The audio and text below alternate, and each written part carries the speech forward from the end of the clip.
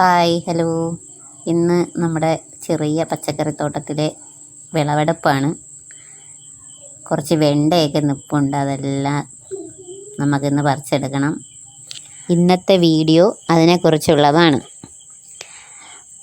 ഒരു 10 വെണ്ടച്ചെടികൾ വീതം നമുക്ക് വീട്ടിൽ വെച്ച് പിടിപ്പിച്ച ആഴ്ചയിൽ 2 ദിവസം കൂടുമ്പം നമുക്കതിന്ന് വിളവെടുക്കാം.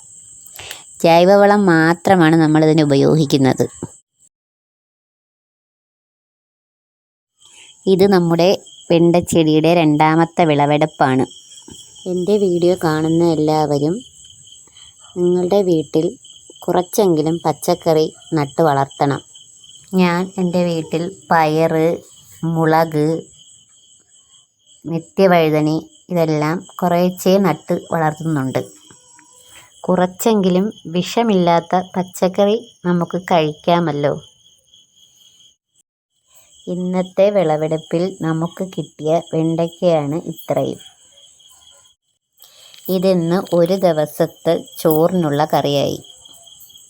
ഇതിൻ്റെ ഒപ്പം നമ്മൾ പടവലങ്ങ നട്ടിട്ടുണ്ടായിരുന്നു. പക്ഷേ പടവലങ്ങയുടെ ഇലയെല്ലാം പുഴു തിന്നുകൊണ്ട് പോയി. ആകെ ഒരു പടവലങ്ങ മാത്രമേ കിട്ടിയുള്ളൂ.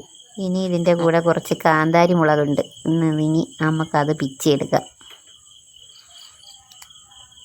വെള്ള കാന്താരി മുളകാണ്. ഇതിൽ ഒരുപാട് കാന്താരി മുളക് നിൽപ്പുണ്ട്. പക്ഷേ ഞാൻ കുറച്ചേ പറിക്കുന്നുള്ളൂ. നമുക്കിത് ഉപ്പിലിട്ട് വയ്ക്കാനാണേ. ഉപ്പ് പിടിക്കുമ്പോൾ കഴിക്കാം. കാണുമ്പോൾ ഈ മുളക് ചെറുതാണെങ്കിലും വലിയ എരിയാണ്. ഇന്നത്തെ ഈ വീഡിയോ ഇത്രയേ ഉള്ളൂ.